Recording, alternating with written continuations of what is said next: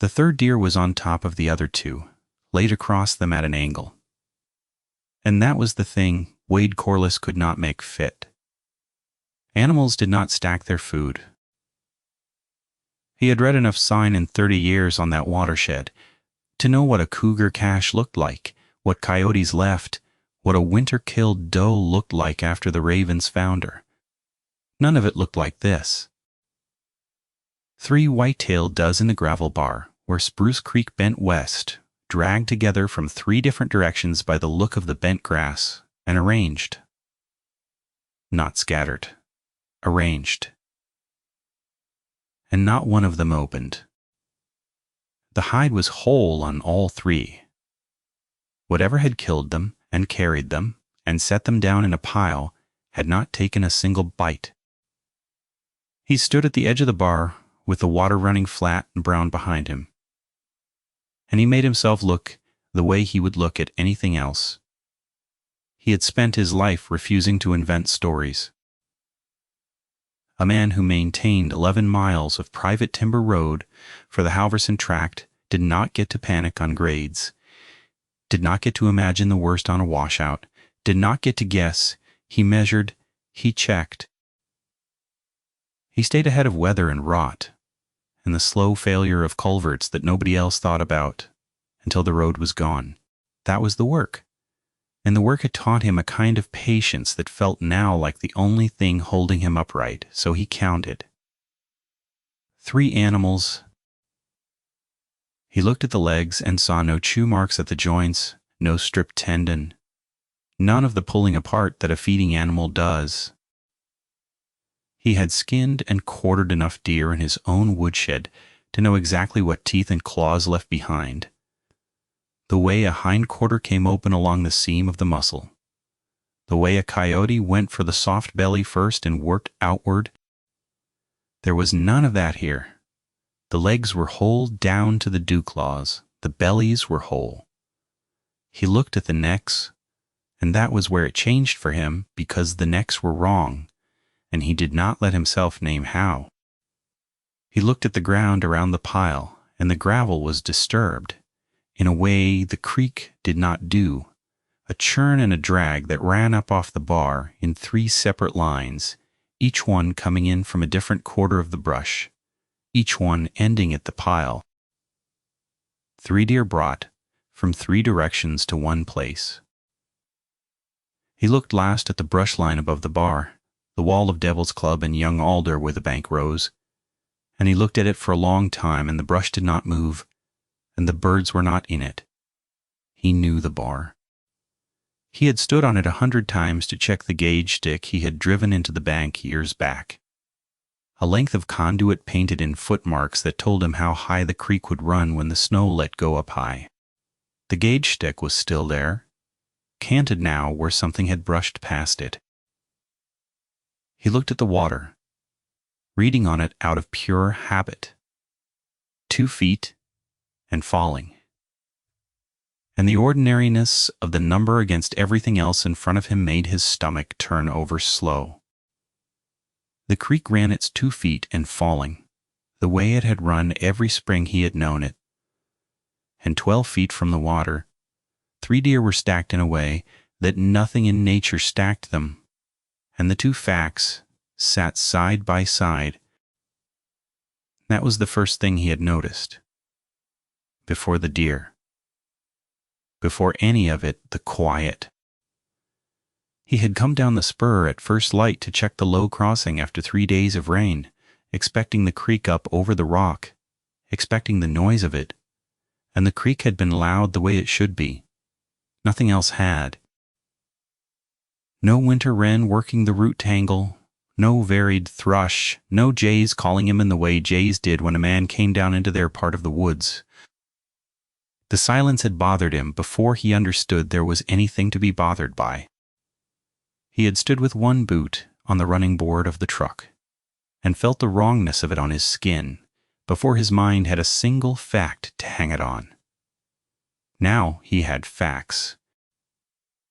He took out his phone and he photographed the pile from 4 sides, and he hated how the screen made it look small and ordinary. 3 deer and some gravel, nothing a stranger would look at twice. He set his boot beside the nearest track in the soft ground at the water's edge, so the picture would have scale, and then he made himself crouch and actually look at the track. And that was when the patience started to cost him something. The track was not a cougar's. He knew cougar. He had cast a cougar print in plaster once for the state biologist who came through every few years, a clean round four-toe with no claw, and a 3-lobed heel pad the size of his palm. This was longer than it was wide. It carried claw. The pad behind the toes was wrong in its shape, and the toes themselves sat too far forward of it, splayed in a way that a dog's toes did not splay. And the whole impression was deep, deep, the way his own boot was deep when he stepped down out of the cab with a load of chain on his shoulder. Whatever made it was heavy. He put his hand flat in the print without touching the edges, and his spread fingers did not cross it. He did not measure it then. He told himself he would come back with the tape, and even as he thought it, he understood. He was looking for a reason to stand up and walk to the truck. And he let himself have the reason. And he stood and walked to the truck. He did not run. He wanted that on the record. Later with himself. He did not run. He did not turn his back on the brush line either. And he drove the spur out in second gear, watching the mirror more than the road. Wade had taken the Halferson contract 11 years back, after the mill cut his shift, and then cut the shift after that, and he had built the rest of his life around those 11 miles. He lived with Renata in the old foreman's house, at the bottom of the tract, a square of cleared ground, with a woodshed and a dog run, and a view down the valley, that on clear evenings made the whole hard arrangement of their lives seem like a thing they had chosen. The house was 100 years old, hand-built of cedar logs by men who had logged the first cut off that slope, and it had stood through every winter since. And Wade had come to think of it as the one permanent thing in a life that the mill had taught him was not permanent at all. He kept it the way he kept the road. He had rechinked the back wall 2 summers running, and reset the porch posts and run new pipe under the kitchen. And he knew the house the way he knew his own hands, every sound it made settling, every place the wind found a gap. Renata kept the books for 2 logging outfits and a feed store, and she did not suffer vagueness from anyone, least of all him. She had a way of setting a pencil down flat and squaring it to the edge of a ledger before she looked up, and the squaring of the pencil was how Wade knew she was about to take a thing seriously. When he came in that morning with mud to the knee and his face doing something he could not arrange, she set down her pen and squared it and waited. He told her flat. 3 deer down at the West Bend, stacked, not fed on. A track he did not know. The quiet beforehand.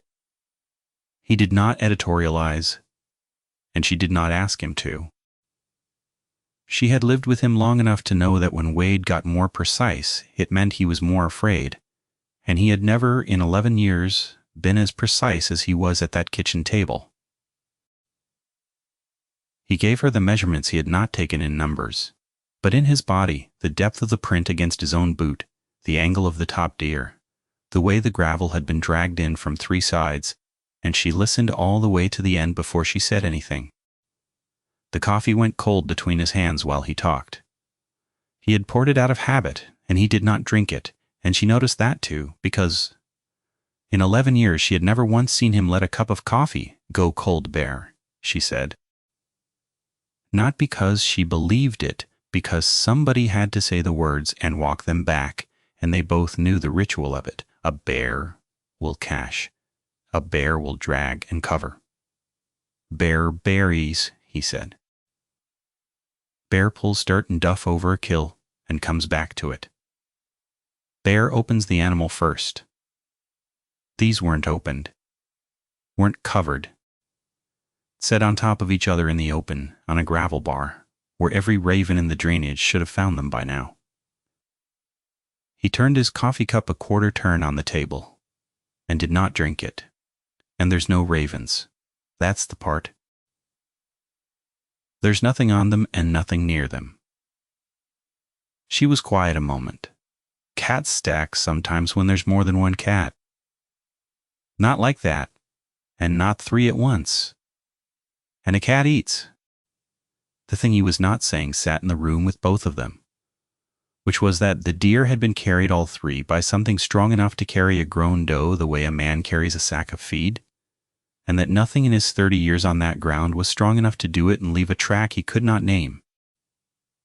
They called the county that afternoon, not because either of them thought the county would do anything, but because that was the order of things a responsible person followed, and Wade was nothing if not a follower of order. The dispatcher took it down with the flat patience of a person entering a thing into a system that would do nothing with it. Dead deer on private timberland. No human injury. No immediate hazard. She would pass it to the state wildlife office. Wade said he understood. He did understand. He had reported a washout once that took the county 4 months to look at, and a washout could swallow a log truck. The state biologist who finally called him back was a woman named Pell, and she was decent about it, and she was useless, and the two facts did not cancel. She asked the right questions over the phone. Had he seen the animal? Could the deer have been hit on the highway and dumped? The highway was 9 miles down a locked gate. Could it have been a poacher staging carcasses? He had thought of that. He had thought of every ordinary thing a man could think of. Walked up the ladder of them one rung at a time, and each rung had broken under the weight of one detail. Poachers took meat. These deer were whole. A staged carcass did not arrange itself with one animal laid crosswise on the others. And a poacher did not leave a print that drove 4 inches into packed creek gravel. Pell said she would try to get out in the next week or 2. She was covering 4 counties. She said if he could keep people off it, that would help preserve the scene. And Wade almost laughed because there were no people. That was the whole shape of his life out there. There were no people for 9 locked miles. And now there was this. There was one man he could call, who was not the county and not the state. And that evening he called him. Del Markham had trapped and guided that country for 50 years before his hips gave out. And he lived alone at the end of the county road in a house full of skulls and plaster casts and cured hides. And there was no animal that moved on that side of the range that Del had not at some point measured, skinned, or followed. Wade did not call him for comfort. He called him because Del was the one man alive whose reading of sign he trusted more than his own. And because if there was an ordinary answer, Del would find it, and Wade wanted, more than almost anything, to be told there was an ordinary answer. Del came the next morning in his old flatbed, and Wade drove him up the spur to the bar, and the old man got down stiff and stood at the edge of the gravel a long time without saying anything, the way Wade had stood. He looked at the deer. He looked at the drag lines coming in from 3 sides. He crouched at the print, slow, one hand on his knee, and he put his own hand in it the way Wade had. And Wade watched the old man's face the whole time for the thing he wanted, the small loosening. That would mean Del had placed it, had a name for it, a story that ended in something a man could deal with. The loosening did not come. Del stayed crouched at the print a long while, and when he stood up his face had closed in a way Wade had never seen it close. I've cast bear and cat and wolf off this ground for 50 years, Del said. He was not looking at Wade. He was looking up at the brush line. Lion, that took a calf up the Tillicum in 81. Wolf pack come down the year they reintroduced them. I know what walks here. He stopped. I don't know this, and I don't like don't knowing it. He would not stay past noon. He did not say why, and Wade did not ask, because the why was plain enough in how the old man kept his back to the truck and his eyes on the timber.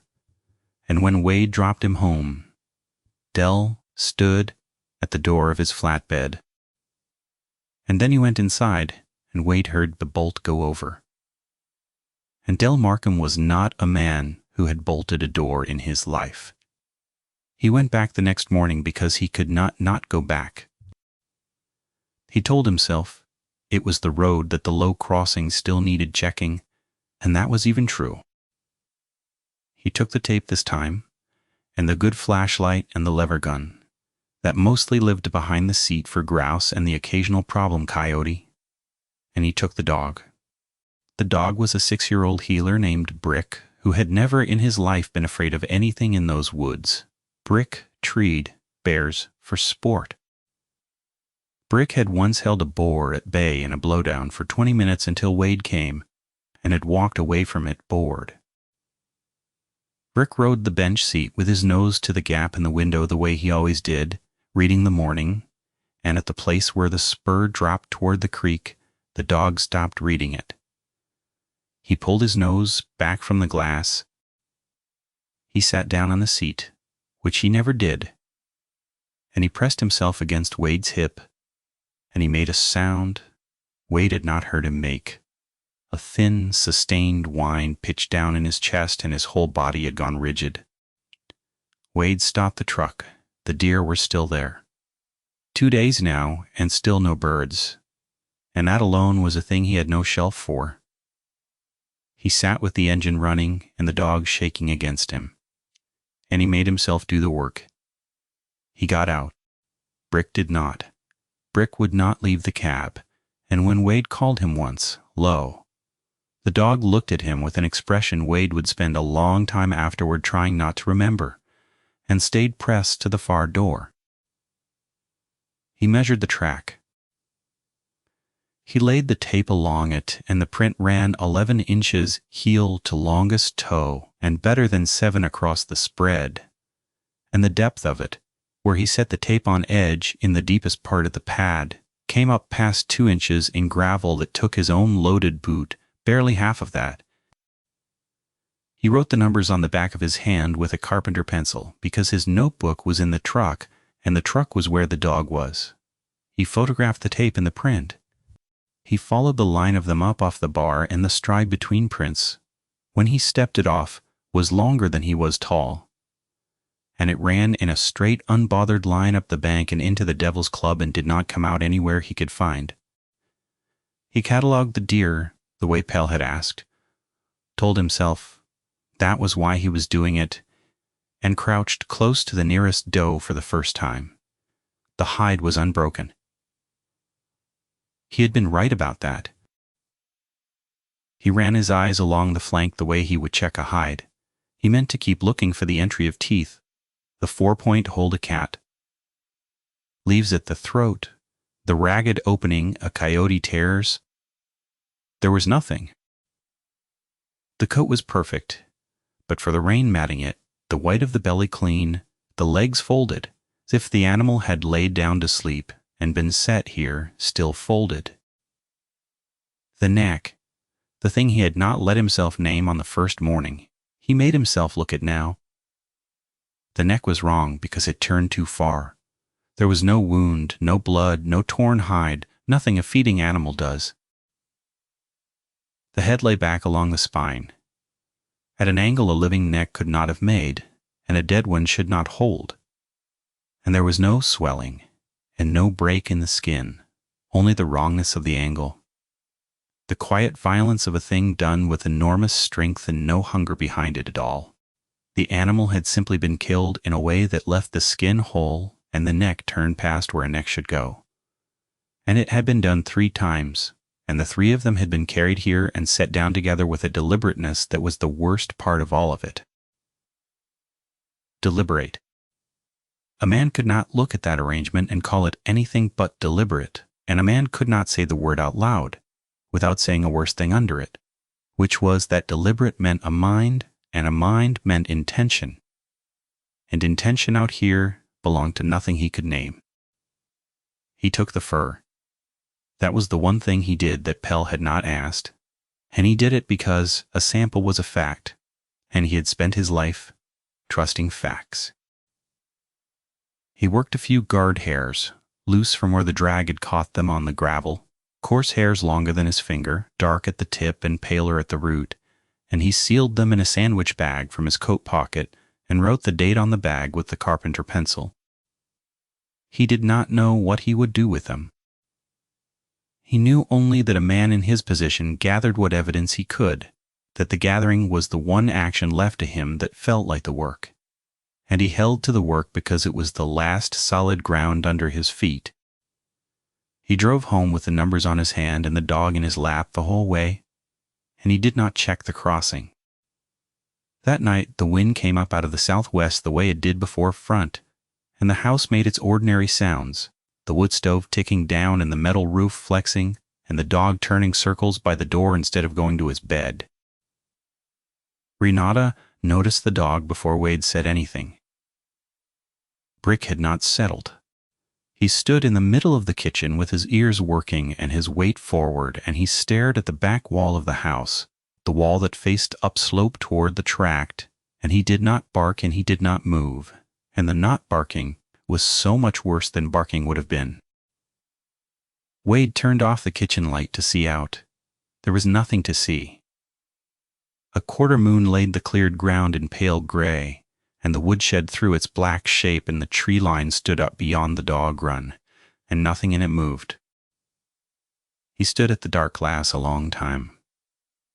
The dog came and leaned on his leg again, and then, from up the slope, carried down on the front edge wind, there was a sound. It was not a howl.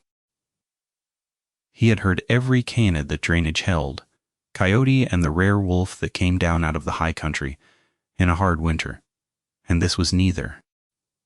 It started low, a rumble he felt in the floor, through his socks before he was sure his ears had it, a sound with a bass to it like a diesel idling badly, and riding on top of the bass there was a second thing, a chattering, a fast, dry vibration that did not belong with the low part, as if two different throats were working in one chest and neither one of them was built for the other. It ran maybe 4 seconds and stopped. The dog had pressed himself flat to the floor. Renata had come to stand beside Wade at the window, and he felt her hand find his sleeve and grip it. "That's not a bear," she said. Her voice was even. He loved her for how even it was. It cost her. He could see it cost her. And she kept it level anyway. "No," he said, "it's not. They did not sleep much." Wade sat up in the front room with the lever gun across his knees, not because he thought it would do anything, but because the alternative was lying in the dark, listening. And he had decided some hours into that night that he would rather be the one awake. He had laid a box of shells on the side table and a second flashlight beside them. And the thermos he filled at midnight, arranging his small defenses the way he laid out tools before a job, because the arranging was the only thing that kept his hands from knowing how little any of it was worth. Twice more before dawn the sound came, each time a little lower on the slope than the last. And the third time it was close enough that he heard, under the chattering, the deliberate placement of weight, footfalls, slow ones. Something heavy walking the tree line at the edge of the cleared ground, not crossing it, walking the boundary of the light. The moon gave the way a man walks the edge of a thing he is deciding about. He timed the gaps between the sounds the way he would time a culvert's flow, counting in his head. And the gaps were even unhurried, the rhythm of a thing in no distress at all, and that evenness was worse than any shriek would have been. A frightened animal made noise without pattern. This kept time. Dawn came up gray and proved nothing. Wade went out at first light with the gun and walked a tree line where he had heard the weight, and the ground there was soft from the rain, and the prints were in it the same prints. 11 inches. They came down out of the timber and ran the length of the cleared ground 20 feet inside the trees, paralleling the house, and at the point on that line closest to the back wall, they stopped. And there were several of them clustered there, overlapping the way a man's tracks cluster when he stands in one place and shifts his weight and waits. Whatever had made them had stood at that spot, the spot nearest the house, and stood there long enough to leave a churned patch of ground, and had looked at the house. There was no other way to read it.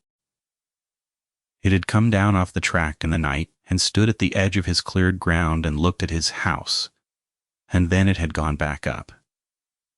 He did not tell Renata how long it had stood there. He told her the rest. They talked low and practical, the way they handled everything, about whether to leave. The trouble with leaving was the same trouble that ran under their whole life out there. The tract was the work, and the work was the income, and the house came with the contract.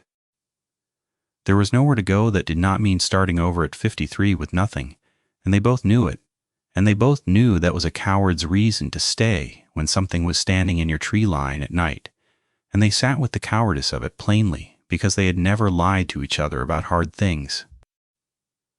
"We could go to my sister's," Renata said. "She said it the way you put a tool on the bench to see if it fits the job," already half knowing. "A week. Let the state come look at it with us. Gone and come back to what?" Wade turned his cup a quarter turn. "It was at the wall, Wren. Not the creek, the wall. It came down 9 miles of locked timber to stand at our wall. A week at your sister's doesn't change what it's decided to do. It just means we're not here to see it do it." He heard how that sounded, and he did not soften it, because softening it would have been the lie. "And the road still needs running. Halverson pays for 11 miles. I leave a week. I might not have 11 miles to come back to." She did not argue the road. She knew the road the way he knew the ledgers. In the end, they did not decide to stay. They decided to get through the week until Pell came, and to be careful, and that was its own kind of not deciding. And Wade knew it. He pulled the dog-run gate and brought Brick inside that night, which he had never done, and he set the bench across the back door, and the small uselessness of the bench, against what he had heard at the wall, was a thing he chose not to weigh. He called Pell again and got her voicemail and left the numbers off his hand. The 11 inches and the stride longer than he was, tall, and the depth in gravel set them flat into the phone like a man reading a parts list, and asked her to come sooner if she could. He left Dell's name, too. Said the old trapper had looked at it and could not place it, because he thought a second man's word might move her, and he heard later that it had not. She called back that evening, and the decency was still in her voice, and so was the helplessness. She had a fire salvage survey. She could not move. She asked carefully whether he was sure about what he had heard, and Wade understood the question under the question, and he did not get angry because she did not know him, and the only thing he had to offer her was the same flat precision he offered everything, and flat precision over a phone was a poor way to make a stranger believe the impossible. He told her he was sure. He told her the dog would not leave the truck near the creek. He told her Dell Markham had bolted his door for the first time in his life. He told her the deer were still uneaten after 4 days in open air in bear country, and that fact alone should mean something to a biologist. And he heard her go quiet on the other end, because it did mean something to her. The deer were the thing that finally moved in him from fear toward something colder. 4 days. He went back on the 4th day, against everything sensible, because he had to know, and the deer had still not been touched. No raven, no coyote, no beetle wave, nothing. They lay in the gravel exactly as arranged, beginning at last to go, and not one scavenger in a drainage thick with them had come down to that bar. And he understood, crouched there, with the creek running flat and brown and indifferent behind him, that the scavengers were not staying away from the deer. They were staying away from the place. The woods around Spruce Creek had emptied of every small living thing that had a choice. And only he kept coming back because he was the one creature in that drainage, too stubborn or too bound to his 11 miles to do the sensible. That was the night it came down all the way. He had sat up in the front room again with the gun and the good flashlight and a thermos, and Renata had refused to go to bed and sat with him with the lamp off, and Brick lay between them flat and trembling. And they waited the way you wait for weather. It started the way it had the other nights. The sound up on the slope, the low diesel bass and the dry chatter over it, but this time it did not come down in stages. This time, between one breath and the next, it was at the back wall. There was a sound against the logs at the back of the house, a slow, heavy drag of something across the wood. Fingers or claws he could not tell. 3 lines of it, and then the weight of a thing leaning. The whole back wall taking a load it was not built to question. A low groan out of the old timber. The dog did not bark. The dog made the thin whine and pressed itself under Wade's chair. Renata had the heavy flashlight in both hands. And Wade stood up with the lever gun, and he did not raise it because there was nothing to raise it at yet, only a wall and a weight behind it, and the cold thing that had been coming up in him for 4 days, finished coming up, and it was not panic. Panic is loud. This was silent and total, and it had no words in it at all. He understood, standing there, that he was not the one being hunted. He was being assessed.